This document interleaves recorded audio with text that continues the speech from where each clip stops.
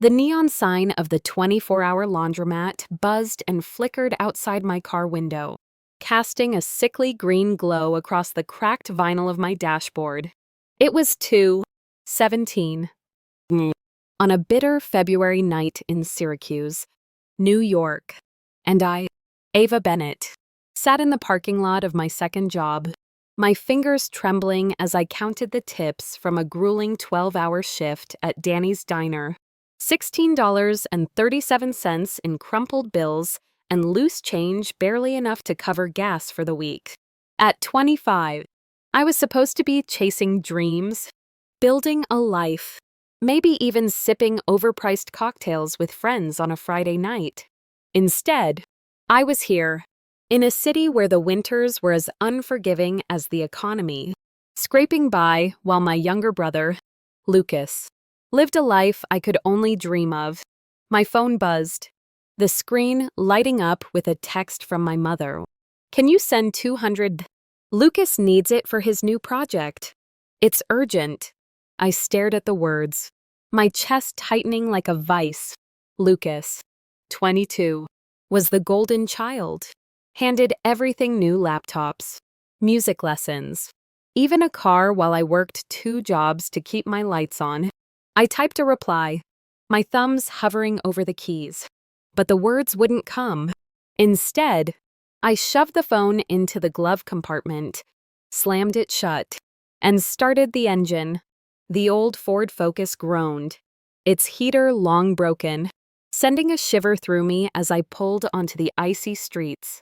Syracuse was a city of faded glory, its industrial bones rusting under the weight of time. Our family lived in a split-level house on the west side, a relic of the American dream with chipped paint and a sagging porch.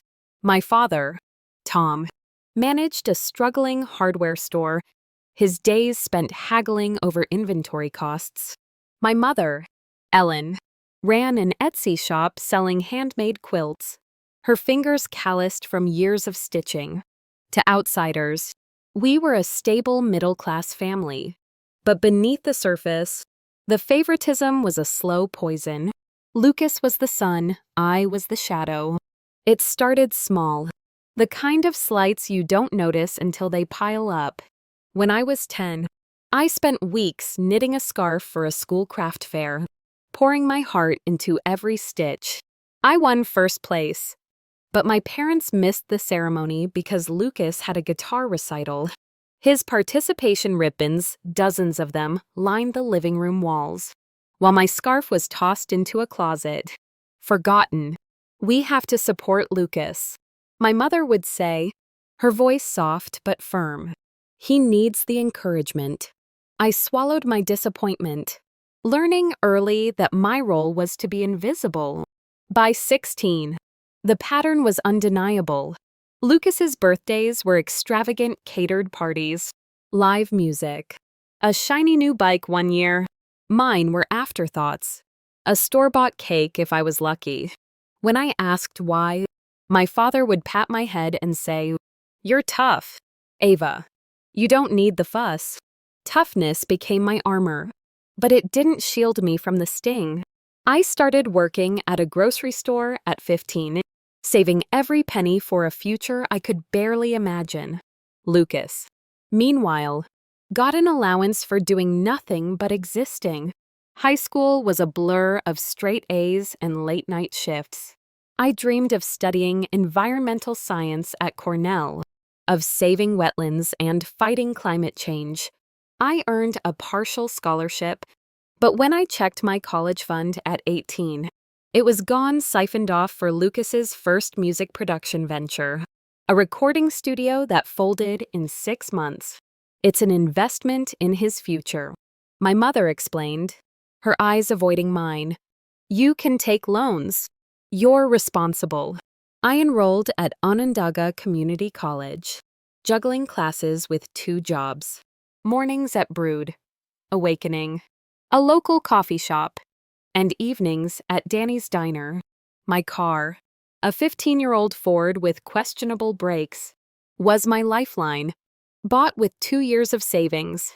Lucas, at 16, got a used Jeep, paid for by our parents. The inequality wasn't just financial, it was emotional, a constant reminder that I was less. When Lucas dented his Jeep at a party, my parents covered the repairs without a word. When my car broke down, I was handed a bus schedule. "You'll appreciate it more if you earn it," my father said. I learned to stop asking, to stop expecting. At 20, I moved out, renting a tiny attic apartment above a pawn shop. The walls were thin, the radiator rattled, and the neighborhood was rough. Sirens wailed most nights, but it was mine. I vowed to build a life without their scraps, to prove I didn't need their approval. Now, at 25, my days were a relentless cycle of coffee steam and greasy plates. My hands were chapped from dishwater, my back ached from carrying trays, and my student loans loomed like a storm cloud. I freelanced as a graphic designer on the side, sketching logos for local businesses on a secondhand laptop, but it barely covered my bills. My apartment was a 300-square-foot box with flickering lights and a leaky faucet. I budgeted down to the penny. $800 for rent, $150 for utilities, $200 for loan payments, $100 for groceries. That left $50 a month for emergencies, which never seemed to grow beyond $400. A flat tire or a doctor's visit meant skipping meals. My parents still called, but their conversations were a one-way street. "Lucas is pitching to investors next month." My mother would gush, as if I hadn't just worked a double shift to afford my electric bill. "It's a craft brewery. He's so creative." I stopped attending family dinners. The resentment was too heavy to carry. But that night, as I drove home from the laundromat, the text about the $200 for Lucas broke something inside me. I pulled over, my breath fogging in the cold car, and let the tears come not delicate, but raw, ugly sobs that left my face blotchy and my chest hollow. I was tired, not just physically, but of being the afterthought, the one who had to beg for scraps while Lucas got the feast. The next night, I was at Danny's, balancing a tray of burgers when my phone buzzed again. Another text from my mother.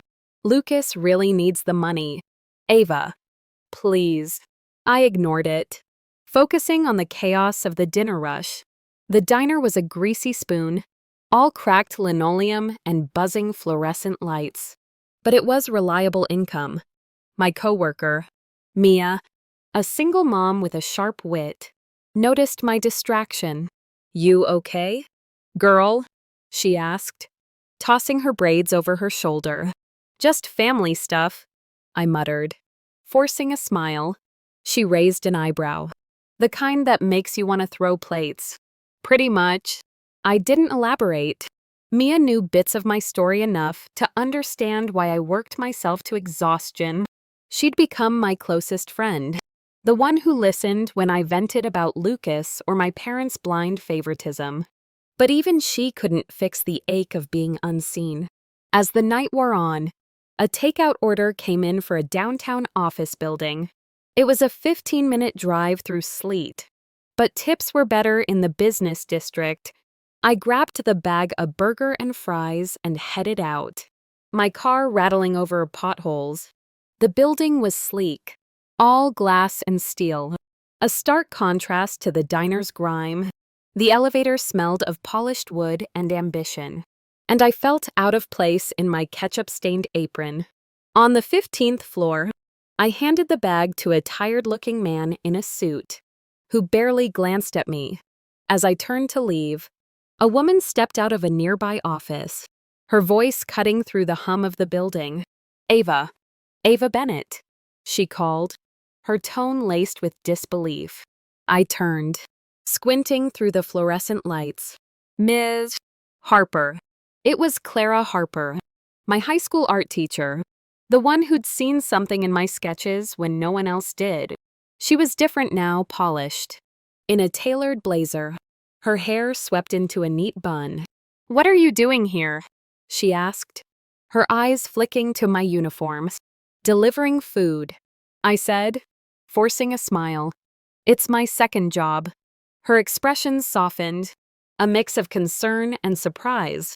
I'm the creative director at Nexus Creative. This agency, she said, gesturing to the glass-walled office behind her. We're hosting a pitch tonight.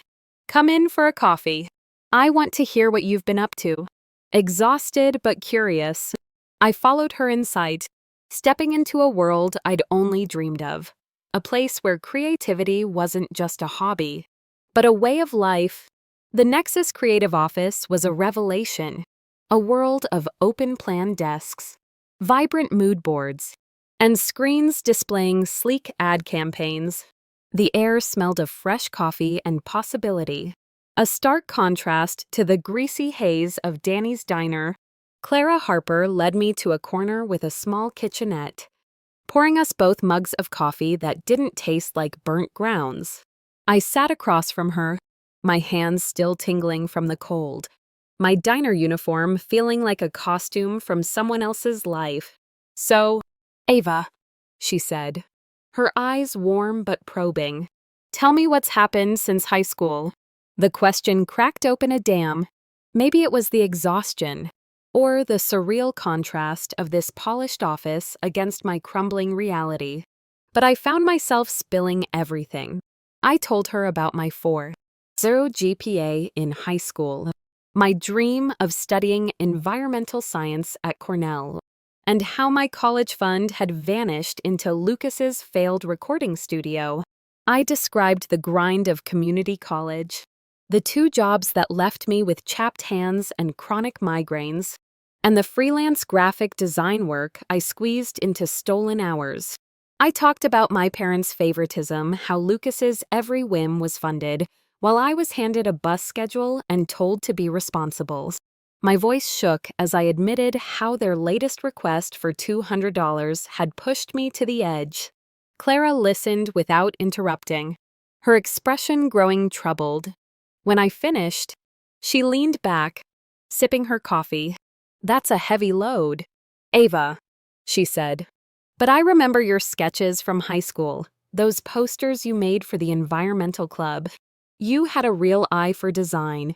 Do you still create? I hesitated, then pulled out my battered laptop and opened my portfolio, a collection of logos, posters, and a website mock-up for a local nonprofit. They were rough, built in stolen moments between shifts, but I'd poured my heart into them. Clara scrolled through, her eyes lighting up. This is impressive, she said. Raw, but there's real potential here.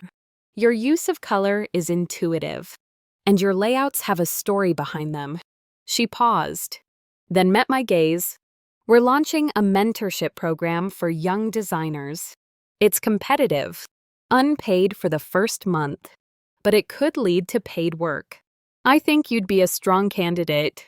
Would you consider applying? Suspicion flared, sharp and familiar. I'd spent years fending for myself.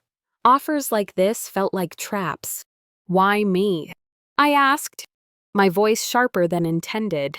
You don't even know if I'm any good. Clara didn't flinch. I know what I saw in your work back then, and I see it now in your portfolio. This isn't charity, Ava. It's an opportunity to prove yourself. But it's your call. I left the office with her business card in my pocket, my mind a tangle of hope and doubt. The mentorship program was a risk unpaid hours clashing with my diner shifts. No guarantee of a job after, but the idea of working in a place like Nexus, surrounded by people who valued creativity, was a lifeline I couldn't ignore. Over the next 3 days, I barely slept, agonizing over the decision. I researched Nexus Creative, learning about their campaigns for local businesses and national brands, their focus on user-centered design.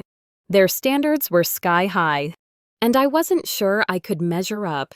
On the 4th day, I sat at my wobbly kitchen table, my laptop open to a blank document.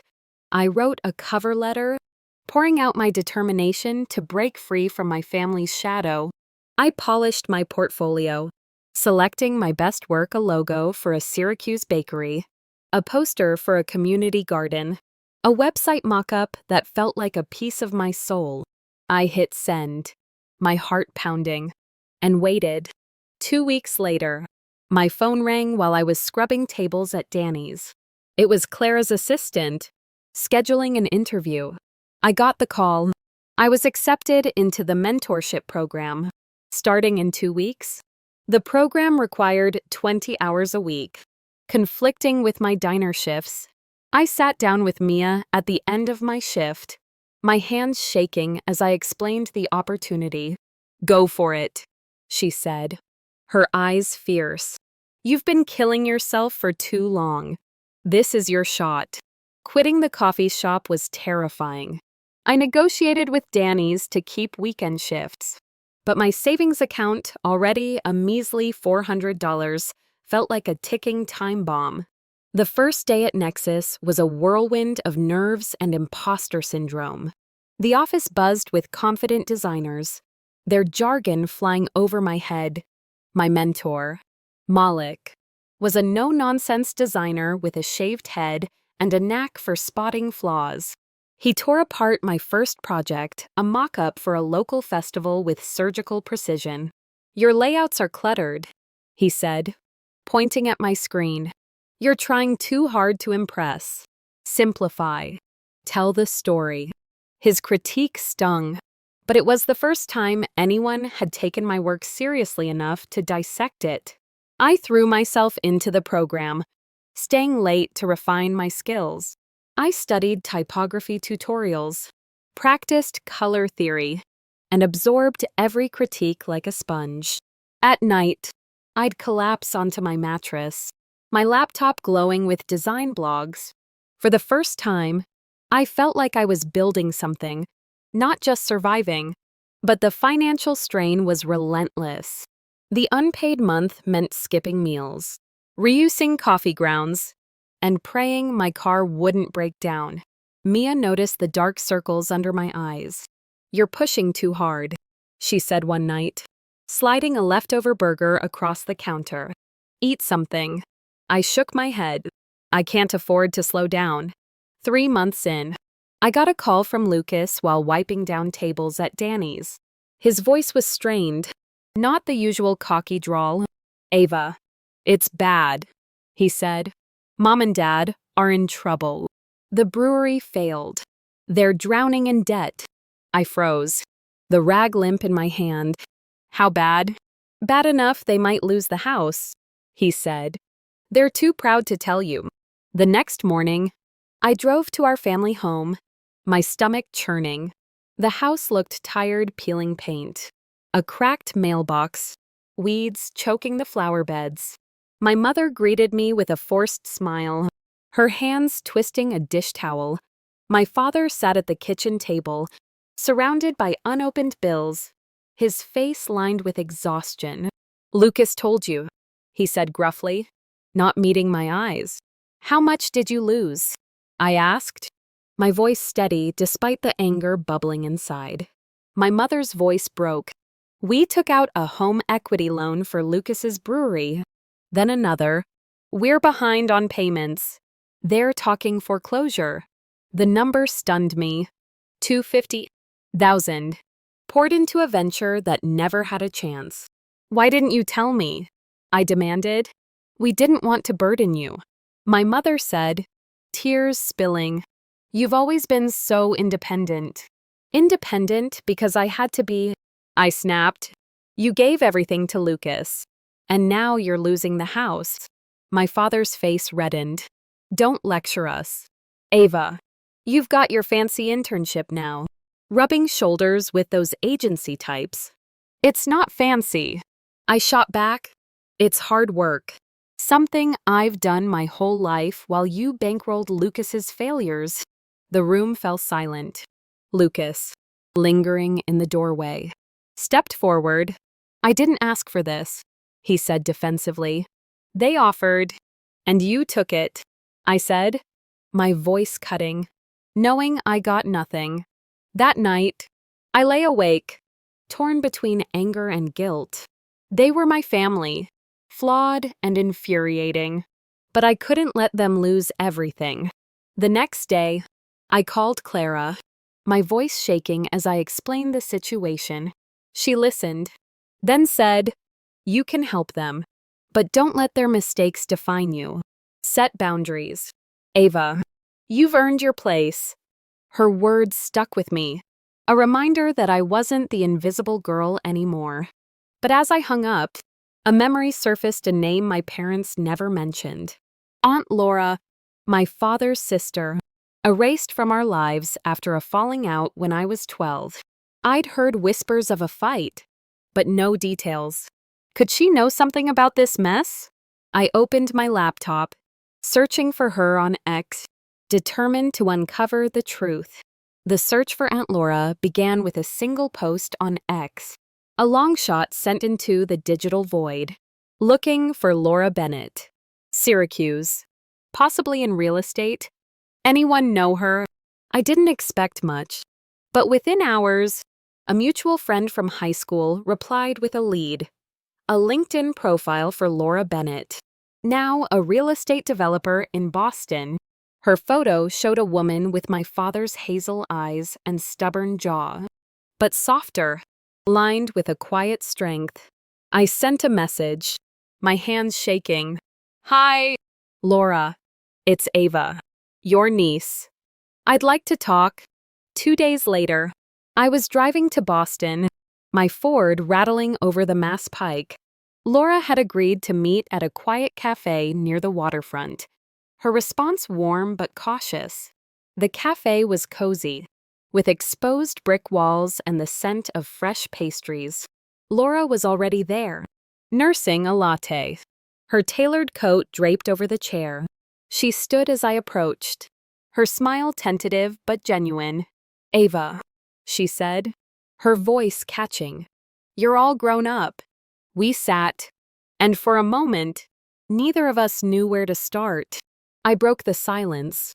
"I haven't seen you since I was 12. What happened?" Laura sighed, her fingers tracing the rim of her cup. "Your father and I had a falling out. A big one. We started a property management company together after college.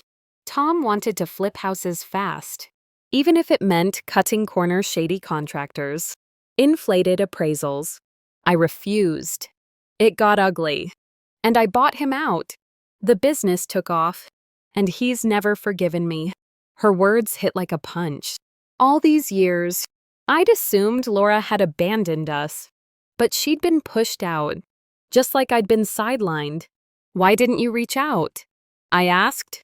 "I tried," she said, her eyes sad. "I sent letters, emails, even called a few times. Your father intercepted everything. He said I was trying to show off my success. After a while, I stopped trying. I didn't want to make things harder for you." The revelation reframed my childhood. Laura hadn't walked away, she'd been erased. "There's more," she said, her voice dropping. "When you were in high school, I found out your parents used your college fund for Lucas's recording studio. I offered to replace it every cent. Tom refused. He saw it as charity, a way for me to rub his nose in my success." I stared, disbelief washing over me. "They never told me." "I know," she said. "I wanted to help you. Ava, you were so bright, so driven. I saw your sketches at a school art show once. You had real talent." The cafe blurred as tears stung my eyes. All those years of scraping by, thinking no one cared. And Laura had been there, trying to help. "Why didn't you tell me later?" I asked. "I thought you'd moved on," she said. "And I didn't want to drive a wedge between you and your parents. But seeing you now, working 2 jobs, it breaks my heart." I told her everything: my parents' financial ruin, Lucas's failed brewery, the $250,000 debt threatening their home. Laura listened, her expression growing grim. "Tom's repeating the same mistakes our parents made. she said. They favored me, and it drove a wedge between us. Now he's doing it with Lucas. What should I do? I asked, my voice small. You can help them, she said, but don't let them pull you back into their patterns. Set terms. Make them face the truth. I drove home, Laura's words echoing in my head. The next day, I arranged a meeting with a financial advisor, offering to pay as a condition of my help. The advisor, a no-nonsense woman named Karen, laid out a stark picture. My parents could avoid foreclosure with a refinanced loan and drastic lifestyle cuts, but it would take years to recover. Lucas needed a real job. No more pipe dreams, funded by their savings. I agreed to contribute $5,000 from my savings. Structured as a formal loan with a repayment schedule, it was a stretch, but I couldn't let them lose the house. At Nexus, my work was gaining traction. Malik assigned me to a small project, a social media campaign for a local bookstore. I poured myself into it, designing vibrant graphics that captured the shop's quirky charm. Malik's feedback was brutal but fair. Your fonts are too trendy. Focus on readability. I revised late into the night. My attic apartment lit only by my laptop's glow. When the bookstore owner emailed Nexus, praising the campaign, Malik gave me a rare nod. Not bad. Ava, keep pushing. The mentorship program was unpaid for another 2 weeks, and my budget was a tightrope. I skipped lunches, brewed tea from used bags, and prayed my car wouldn't die. Mia noticed my exhaustion at Danny's. You're running on fumes, she said, sliding a plate of fries across the counter. Eat, or I'll tell Malik you're slacking. I laughed, the sound foreign. I'm fine, just figuring it out. But I wasn't fine.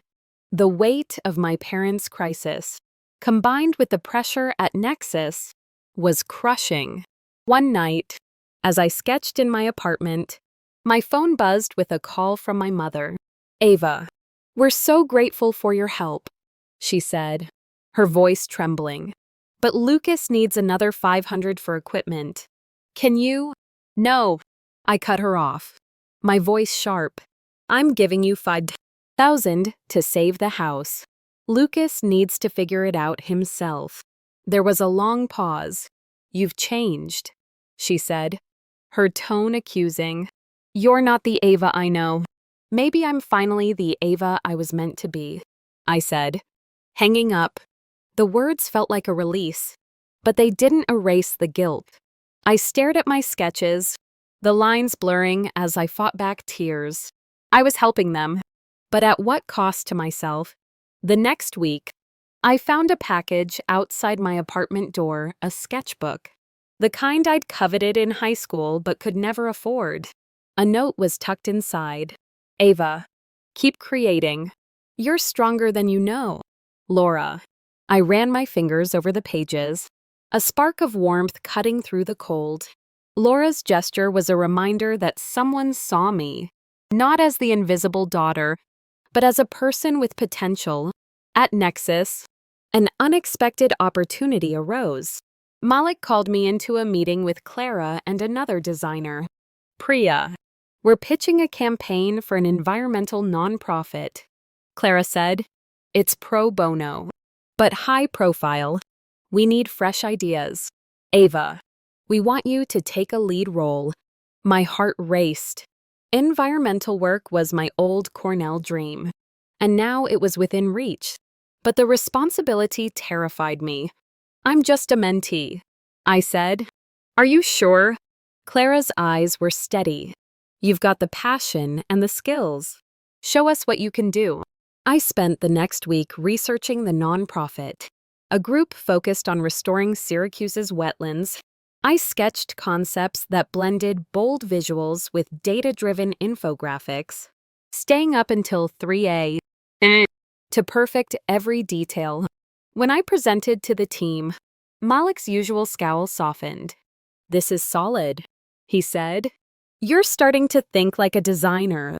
The praise was a lifeline, but doubt lingered. What if I failed?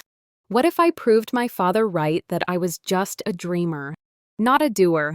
As I drove home, the city's snow-dusted streets glinting under streetlights, I clutched Laura's sketchbook like a talisman. I was on the cusp of something, but the shadow of my family's dysfunction loomed large. Could I help them without losing myself? And what other secrets were buried in our past, waiting to be uncovered? The snow fell in thick, relentless sheets as I drove to my parents' house, the windshield wipers of my ancient Ford Focus struggling to keep up. It was a Saturday morning, 3 weeks after my meeting with Aunt Laura in Boston, and the weight of her revelations still pressed against my chest. My parents had refused her offer to replace my college fund, choosing pride over my future, and now they faced foreclosure because of Lucas's failed brewery. I'd agreed to help with a $5,000 loan, but I needed answers not just about their finances, but about the family secrets that had shaped my life. The house on the west side of Syracuse looked more worn than I remembered. The porch sagged under the snow, and the mailbox hung crooked, its red flag rusted. My mother opened the door, her face pale and drawn, her usual neat bun unraveling. "Ava," she said, her smile forced. "This is a surprise." She ushered me inside, where the air was chilly. The thermostat set low to save money. My father sat at the kitchen table, surrounded by unopened bills and a half-empty coffee mug. He glanced up, his eyes shadowed with exhaustion. "Lucas told me about the debt," I said, cutting to the chase. $250,000. How did it get this bad? My mother sank into a chair, her hands twisting a dish towel. "We thought the brewery was his big break," she said. "We took out a home equity loan, then another when it started failing. We believed in him." "You believed in him?" I said, my voice sharp. "But you never believed in me. My college fund went to his recording studio. And now this." My father's face reddened. "Don't start. Ava, you've got your internship. Acting like you're above us now. It's not about being above you." I shot back. "It's about years of being invisible while you poured everything into Lucas." Lucas appeared in the doorway, his hoodie rumpled, his expression defensive. "I didn't force them to give me the money," he said. "They offered, and you took it," I said, my voice steady, knowing it was theirs to lose. The room fell silent, the tension thick enough to choke on. My mother's eyes brimmed with tears. "We didn't want to burden you," she said. "You've always been so strong. Strong because I had no choice." I said, "But I'm done carrying this alone. I'll help with the house. But there are conditions. You meet with a financial advisor. Lucas gets a real job. And we really talk about why things are the way they are." My father scoffed. "You're giving us ultimatums now." "It's not an ultimatum," I said. "It's a boundary. Take it or leave it." I left the house feeling lighter, but the drive back to my attic apartment was haunted by Laura's words. Tom's repeating the same mistakes our parents made. I needed to understand the rift between my father and Laura, the one that had erased her from our lives. That night, I dug through old family photos in a shoebox under my bed, finding a faded picture of Laura and my father, arms around each other, smiling at a company picnic. They'd been partners once, building something together. What had gone so wrong? At Nexus Creative, my work on the environmental nonprofit campaign was gaining momentum. The client loved my initial concepts, which blended bold visuals of Syracuse's wetlands with infographics on pollution reduction. Malik pushed me to refine every detail, from font weights to color gradients. "You're close," he said during a review, pointing at my screen. "But your transitions are clunky. Make them seamless." I stayed late, tweaking animations until my eyes burned. driven by a need to prove I belonged. The mentorship program was nearing its paid phase, a lifeline I desperately needed. My savings were down to $200, and my car's check engine light had started blinking. Mia noticed my stress during a weekend shift at Danny's.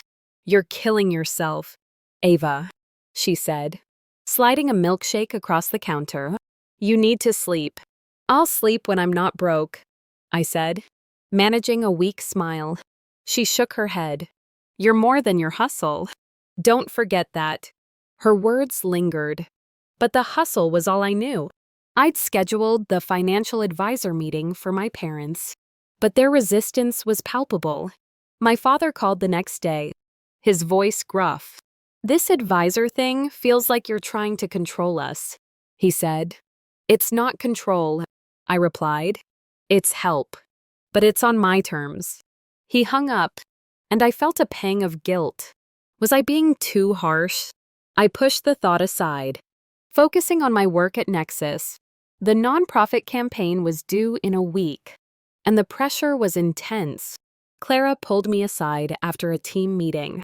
"You're doing great work, Ava," she said, "but you look exhausted. Don't let your family's mess derail you." "I'm trying," I said, my voice cracking. "It's just a lot." She nodded. "I get it. But you're not alone anymore. Lean on us."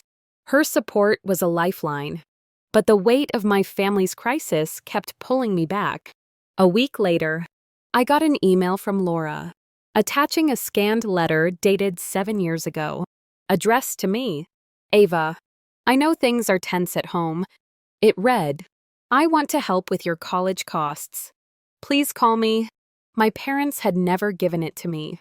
The betrayal cut deeper than I expected, but it also fueled my resolve.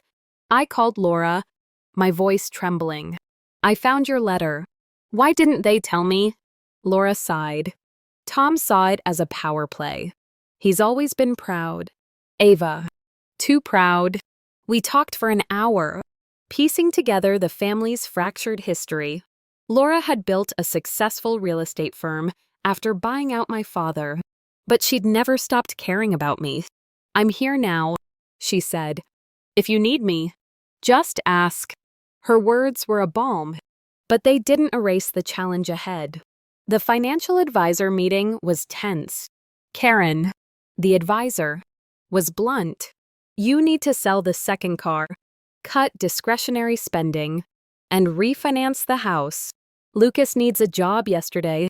My parents nodded, but my father's jaw was tight, his pride bruised. Lucas, slouched in a chair, muttered, "This is unfair." "Unfair," I snapped. "Try working 2 jobs while your brother gets handed everything." He flinched, and for the first time, I saw a flicker of shame in his eyes. The advisor outlined a repayment plan, estimating 5 years to stabilize their finances. My $5,000 loan would cover immediate mortgage payments, but they'd need to commit to change.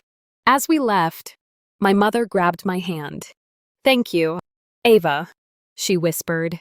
"I know this isn't easy." "It's not," I said, "but it's necessary." Back at Nexus, the nonprofit campaign launched to glowing feedback.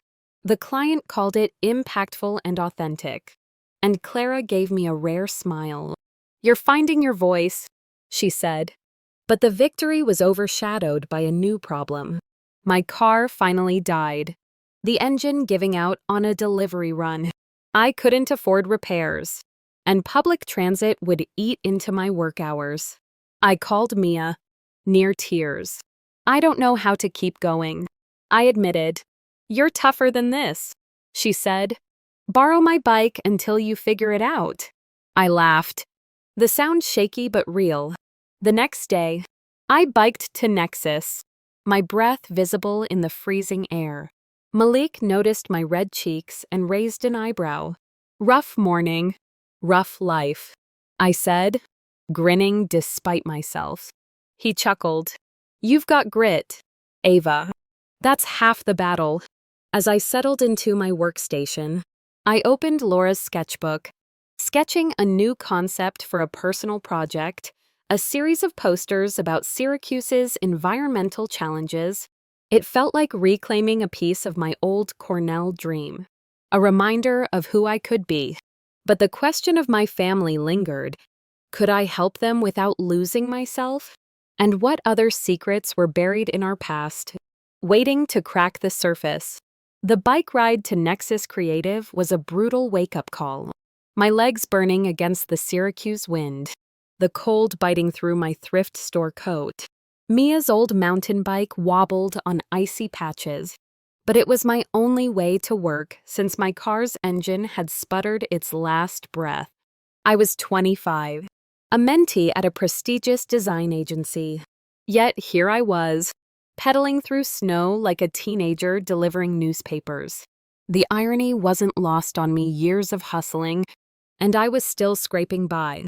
But the nonprofit campaign's success had lit a spark, and I clung to it, determined to prove I belonged. At Nexus, the mentorship program had shifted to a paid phase, a modest stipend that barely covered rent, but felt like a fortune. My latest project, a series of posters for a community garden initiative, was gaining traction. Malik, my mentor, was relentless, pushing me to refine my work with a precision that both exhausted and exhilarated me. "Your color palette's too safe," he said during a review, tapping my screen. "Take risks. Make it pop." I spent hours experimenting with bold gradients, losing myself in the work. For the first time, I felt like a designer, not just a survivor. But my family's crisis loomed like a storm cloud. The financial advisor's plan was in motion. My parents had sold their second car, a flashy SUV my father loved, and were cutting expenses to avoid foreclosure. My $5,000 loan had bought them time, but the tension at home was palpable.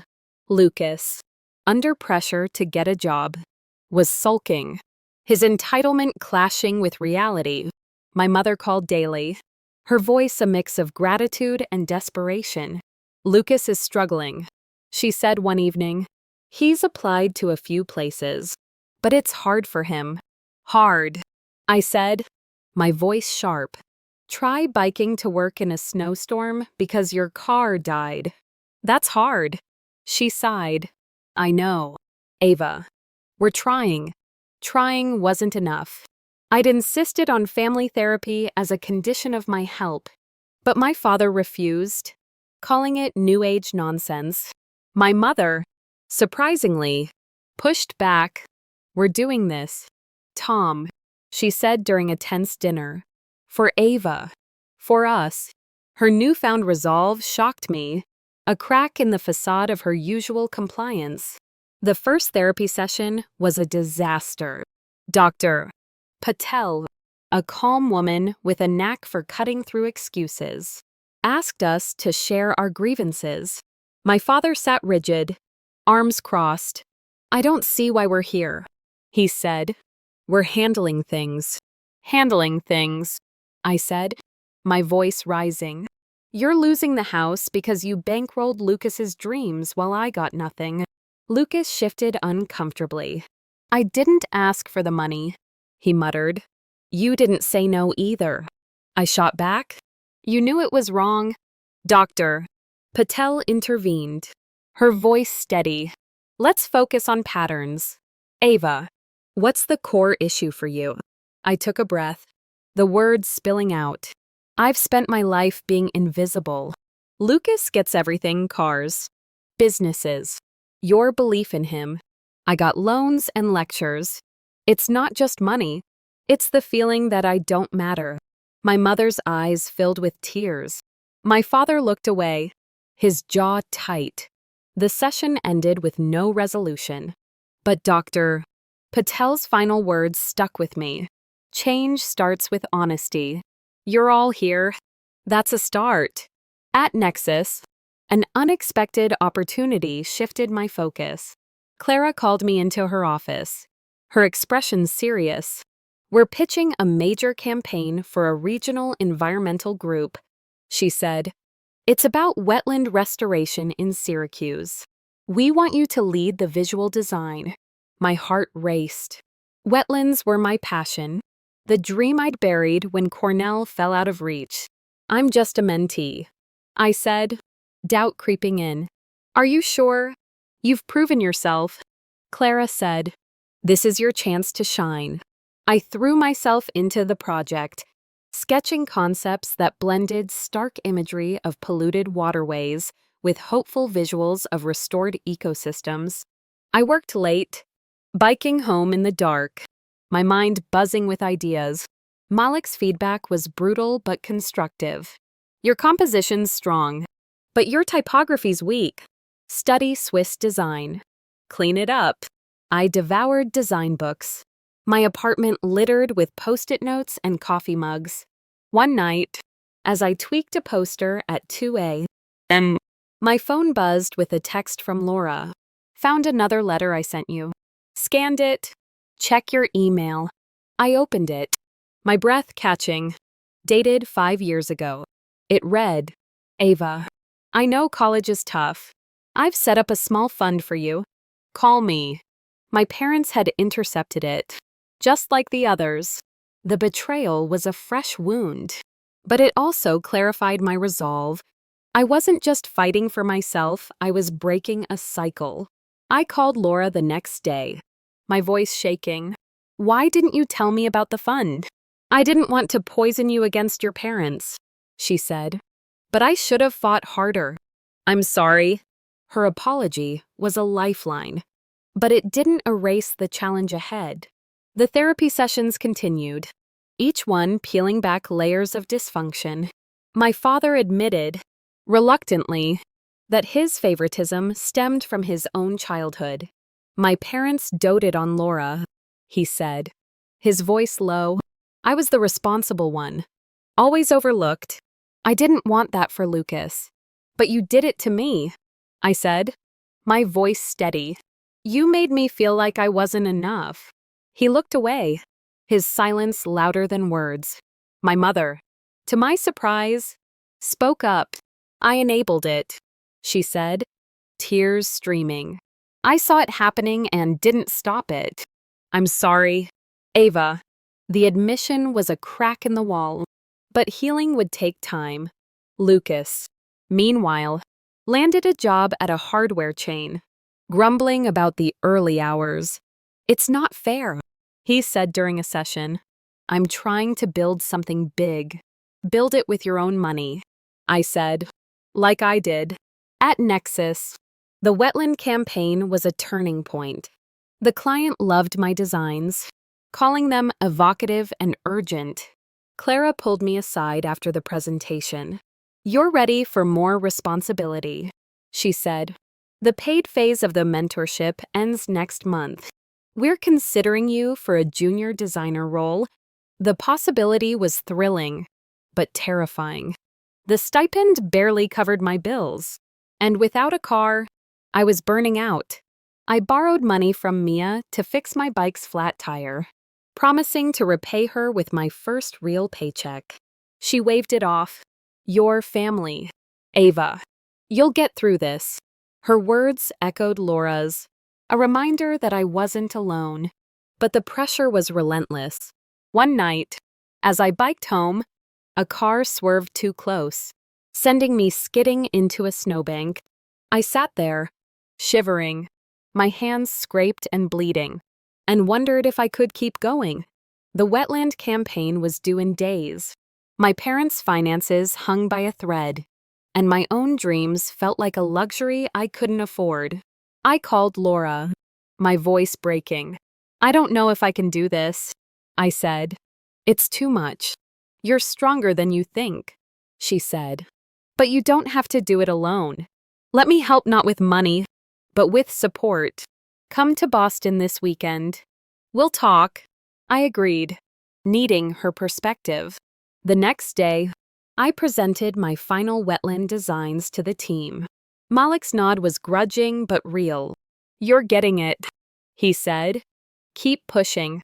The client's approval came that afternoon, a small victory that felt like a lifeline. As I biked to the bus station for Boston, Laura's sketchbook in my backpack, I realized I was at a crossroads. I could help my family, but I had to protect the life I was building. The question was how and what other truths would surface to test me. The bus to Boston was a rattling, overheated cocoon, its seats worn and smelling faintly of diesel. I clutched Laura's sketchbook, my lifeline through the chaos of the past weeks. Syracuse's snow-dusted streets faded behind me as I headed to meet my aunt, hoping for clarity on my family's fractured history. The wetland campaign at Nexus Creative had been a triumph, but the weight of my parents' financial crisis and Lucas's entitlement pressed harder than ever. Therapy had cracked open old wounds, but the real healing felt out of reach. Laura, with her own history of being cast out, might hold the key to understanding it all. Boston's waterfront sparkled under a weak winter sun as I stepped off the bus. Laura met me at the same cafe, her hazel eyes warm but guarded, over steaming mugs of chai. I told her about the therapy sessions, my father's grudging admissions, and my mother's unexpected apology. "They're trying," I said, "but it's like they're stuck in this cycle, and I'm stuck with them." Laura nodded, her fingers tracing the edge of her cup. "Your father and I grew up in that cycle. Our parents favored me scholarships, praise, all of it. Tom was the responsible one, always in my shadow. When we started our company, he thought it was his chance to shine. But he took risks. I couldn't stomach shady deals, fudged numbers. I bought him out to save the business. And he's hated me since." Her words echoed my own experience with Lucas, the favored sibling who never had to earn it. "But you tried to help me," I said, pulling out the scanned letter she'd sent. "This fund for my college you offered to pay. Why didn't you fight harder to reach me?" Laura's eyes softened with regret. "I should have," she said. "I sent letters, called, even showed up once. Your father turned me away, said I was interfering. I didn't want to make your life harder, so I backed off. But I never stopped thinking about you." Ava. The admission was a knife, twisting with both pain and relief. My parents hadn't just favored Lucas, they'd actively blocked Laura's attempts to support me. "What else don't I know?" I asked, my voice trembling. Laura hesitated, then pulled out her phone. "There's one more thing," she said, showing me an email from 6 years ago, addressed to my mother. It detailed a trust fund Laura had set up for my education, with instructions to contact her lawyer. "They never responded," she said. "I checked last month, the money's still there, untouched. It's yours if you want it." I stared, my mind reeling. A trust fund, sitting dormant while I worked myself to exhaustion. "Why didn't they tell me?" I whispered. "Pride," Laura said simply. "Tom saw it as a reminder of his failure. And your mother? She went along with it." The revelation shifted everything. I'd spent years resenting my parents, but this was a betrayal on a new level. Yet Laura's offer wasn't about money, it was about reclaiming a piece of my future. "I don't want charity," I said, echoing my old defiance. "I want to earn it." "You've earned it," Laura said firmly. "This isn't a handout. It's a tool. Use it to finish your degree, start a business, whatever you choose. Just don't let their mistakes define you." I left Boston with a plan forming, not just for my parents, but for myself. Back in Syracuse, I threw myself into Nexus, where the junior designer role was now a real possibility. The wetland campaign's success had raised my profile, and Clara assigned me to a new project, a branding overhaul for a local tech startup. I worked late, sketching logos that balanced innovation with warmth, my confidence growing with every revision. Malik's feedback was still sharp. "Your spacing's off." Study kerning, but his tone held a new respect. At home, therapy was a battlefield. My father's resistance softened slightly, but he still bristled at Dr. Patel's questions. I did what I thought was best, he said during one session, his voice tight. Lucas needed the support, and Ava didn't. Dr. Patel asked, her gaze steady. He faltered, his eyes dropping. She was always so strong. Strength isn't an excuse to overlook someone, I said, my voice calm but firm. You chose Lucas over me. Every time, my mother reached for my hand, her grip shaky. We were wrong, she said. I saw it and didn't stop it. I'm trying to make it right. Her words were a start, but trust was a long road. Lucas, meanwhile, struggled at his hardware job, complaining about the early hours and boring tasks. I'm not cut out for this, he told me over coffee, his usual swagger gone. I'm supposed to be an entrepreneur. Then be one, I said, but not with mom and dad's money. Earn it like I did. He looked away, a flicker of something new in his eyes, shame, maybe, or realization. The therapy sessions were forcing us to confront hard truths, but progress was slow, like chipping away at a glacier. At Nexus, an unexpected twist came during a team meeting. The tech startup client wanted to meet the designer behind their branding concepts. Clara arranged a presentation, and I spent days preparing, my nerves jangling. The client, a young CEO named Rachel, was sharp and direct. Your designs capture our vision, she said, but we need a faster turnaround. Can you handle it? Yes, I said, my voice steadier than I felt. The deadline was brutal, but I dove in, working weekends at Danny's to keep my bills paid while staying late at Nexus. Mia noticed my exhaustion. You're gonna burn out, she warned, sliding a slice of pie across the counter. I'm close, I said, forcing a smile. I can't stop now. The branding project was a success, earning praise from Rachel and a nod from Clara. You're proving yourself, she said. The junior designer role is yours to lose. But the victory was bittersweet. My parents' financial plan was working barely, but their reliance on me felt like another weight. One night, my mother called, her voice hesitant. Lucas got a warning at work, she said. He's struggling. Can you talk to him? No, I said, my patience fraying. He needs to figure it out. I'm not his safety net, she sighed, and I heard the old guilt in her silence. I hung up, my hands shaking. The next day, I opened Laura's sketchbook, sketching a personal project, a series of posters about Syracuse's industrial decline and environmental hope. It was therapy in its own way, a reminder of the dreams I'd buried. A week later, Laura sent a text, coming to Syracuse for a conference. Dinner. We met at a small Italian place, the kind with checkered tablecloths and candlelight.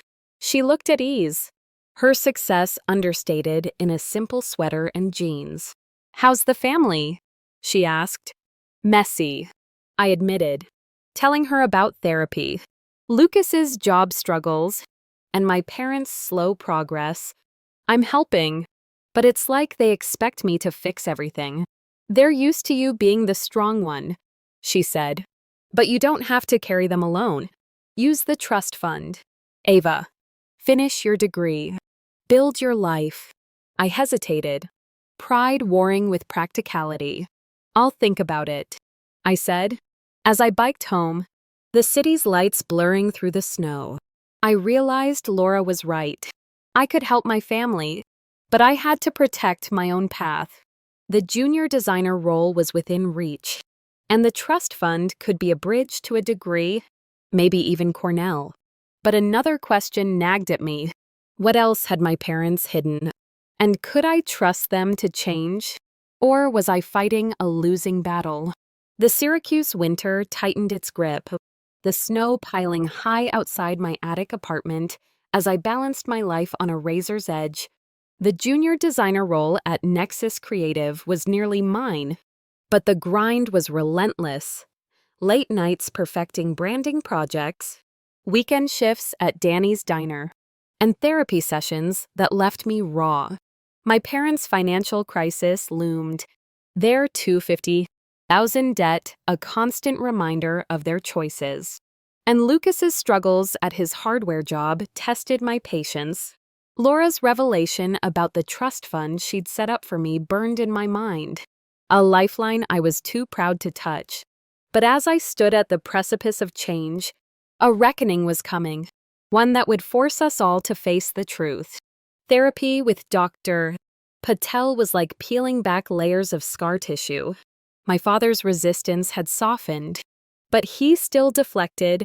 I gave Lucas what he needed, he said during a session, his voice defensive. You were always fine. Ava. Fine, I said, my voice shaking with years of suppressed anger. I worked 2 jobs to survive while you funded his failures. I wasn't fine, I was invisible. My mother's eyes glistened. We made mistakes, she said. I saw the favoritism and didn't stop it. I thought it was easier to keep the peace. Easier for who? I asked. Not for me. Lucas, slouched in his chair, spoke up. I didn't know it was your college fund, he said, his voice small. I thought they had the money. You didn't ask, I said. You just took. Dr. Patel's calm voice cut through the tension. This family has a pattern of avoidance. Ava's been carrying the weight of honesty. It's time for everyone to share that load.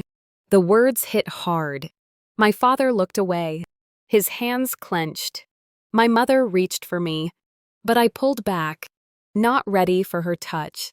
The session ended with a fragile agreement to keep going, but I left feeling drained, unsure if change was possible. At Nexus, my work was my anchor. The tech startup branding project had been a hit, and Clara assigned me to a new campaign for a Syracuse Arts Festival. I poured myself into it, designing posters that captured the city's gritty vibrancy, rusted factories juxtaposed with bursts of color. Malik's feedback was sharp but encouraging. Your concepts are bold, but your execution's sloppy. Tighten it up. I stayed late, refining every line, my laptop humming in the quiet office. The arts festival client loved the drafts, and Clara pulled me aside. You're a finalist for the junior designer role, she said. Keep this up, and it's yours. The news was a spark of hope. But my financial reality was grim. The mentorship stipend covered rent, but my savings were gone, and biking to work in the snow was wearing me down. Mia noticed my exhaustion at Danny's. You're a ghost.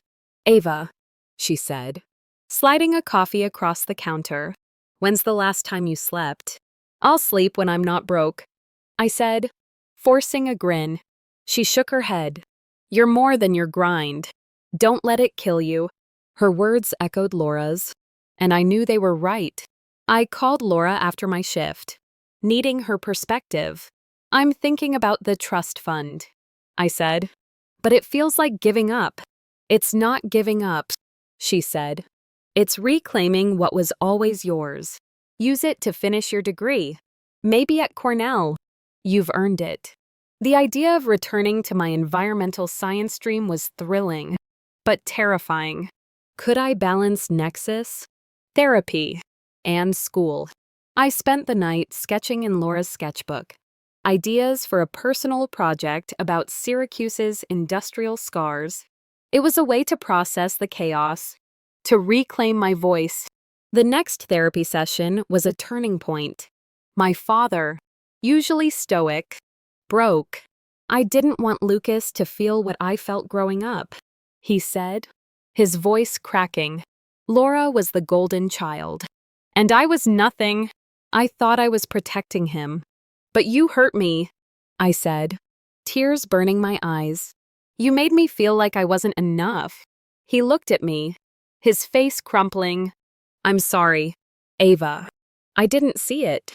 The admission was a crack in the wall, but it didn't erase the years of neglect. My mother, emboldened, spoke up. I enabled it, she said. I saw the inequality and stayed quiet. I won't anymore. Lucas, to my surprise, nodded.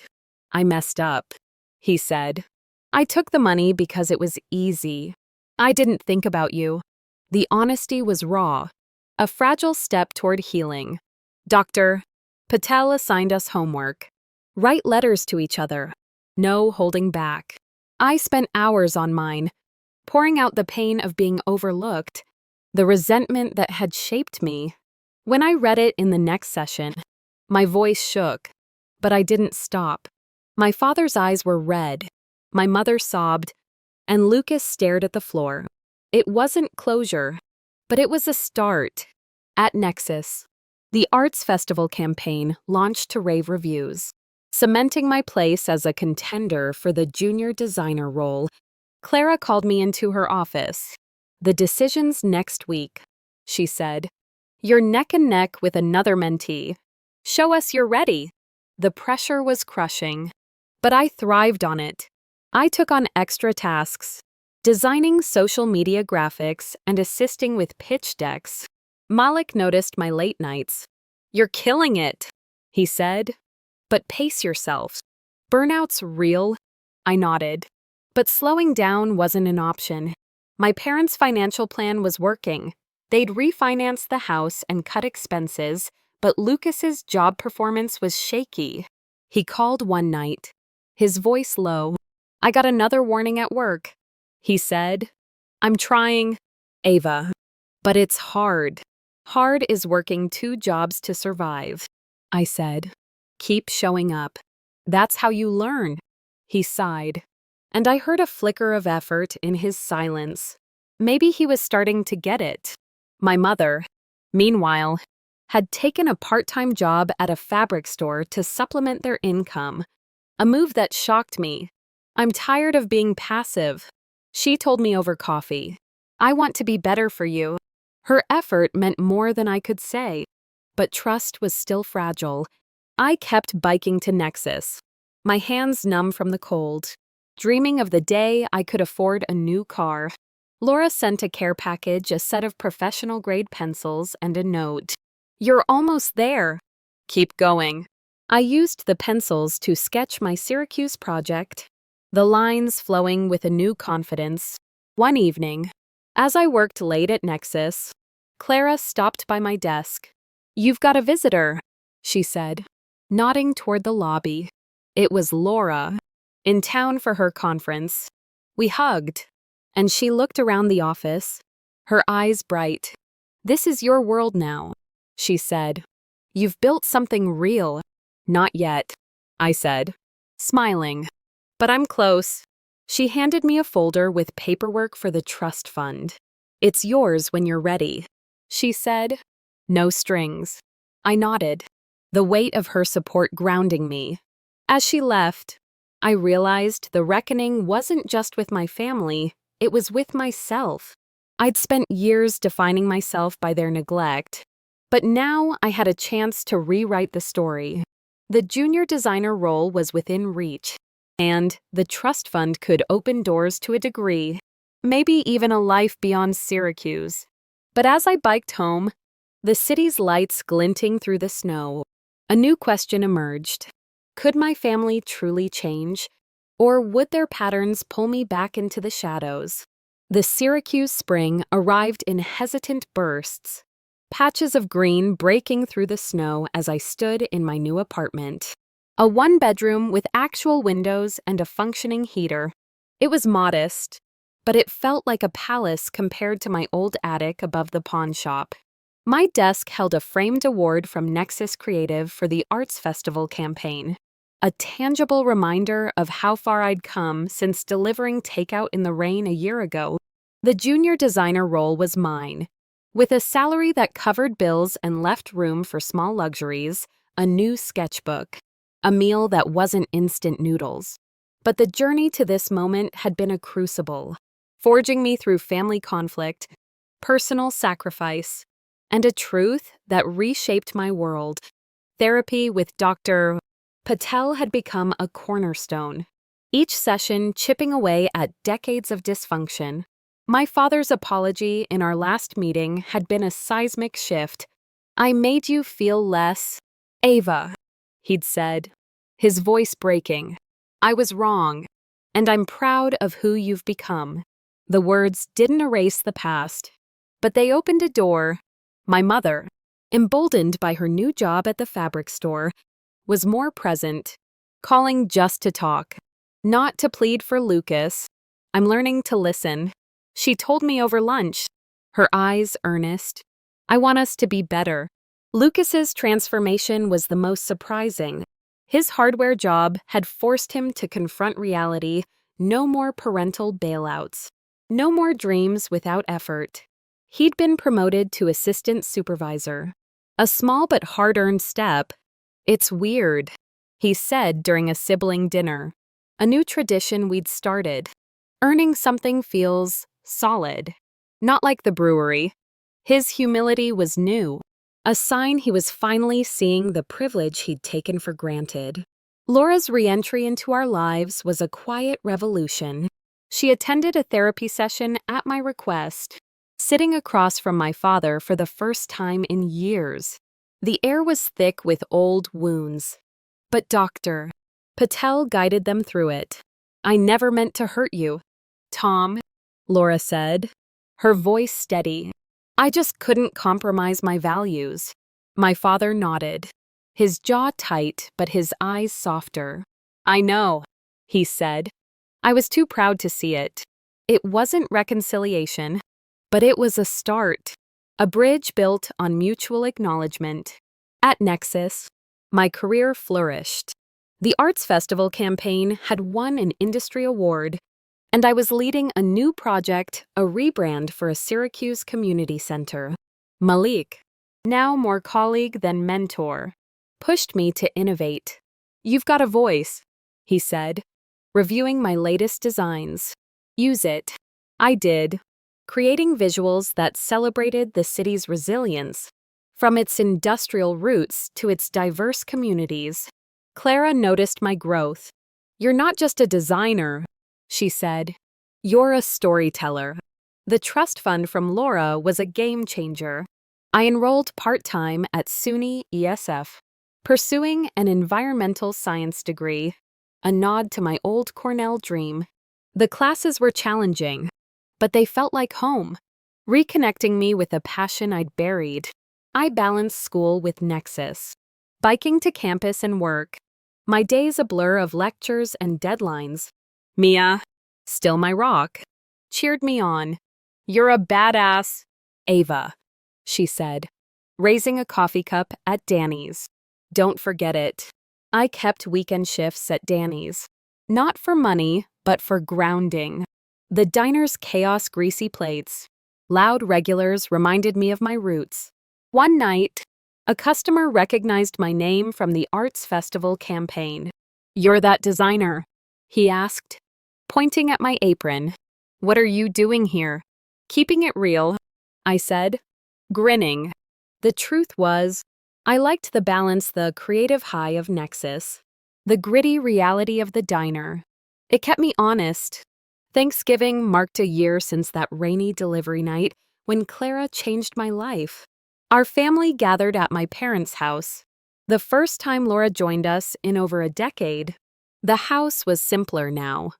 No flashy SUV, no extravagant decor, but it felt warmer. My father, who'd taken a part-time consulting gig to bolster their finances, raised a glass. "To Ava," he said, his voice steady, "for showing us what strength looks like." I met his eyes, seeing not just regret, but respect. Lucas clinked his glass against mine. "You're kind of a badass, sis," he said, his grin genuine. Laura, at my father's right, smiled quietly, her presence a testament to the slow work of healing. After dinner, Laura pulled me aside. You've built something extraordinary, she said. Not just a career, but a life. I'm proud of you. Her words settled deep, a counterpoint to years of feeling unseen. Later, as I helped clear dishes, my mother hugged me, her embrace fierce. I failed you for too long, she whispered. But I see you now. The moment wasn't perfect, scars don't vanish, but it was enough. Driving home, Syracuse's streets glowing under new snow, I felt a lightness I hadn't known. I'd forged a path, not by rejecting my family, but by demanding change. At Nexus, I started mentoring a shy intern, a girl who reminded me of myself, doubtful, but hungry for more. I don't belong here, she confessed during our first meeting. You do, I said. Belonging isn't about having all the answers. It's about showing up and doing the work. As I watched her grow, I saw my own journey reflected struggle, resilience, transformation. The family patterns that had wounded me had also given me insight, a gift to share with others who felt overlooked. Life wasn't fair, some got handed everything, while others fought for scraps. But I'd learned that the fight could build something stronger, something real. My path, carved through Syracuse's snow and my family's shadows, was mine alone, and it led to a dawn I'd never dared to dream.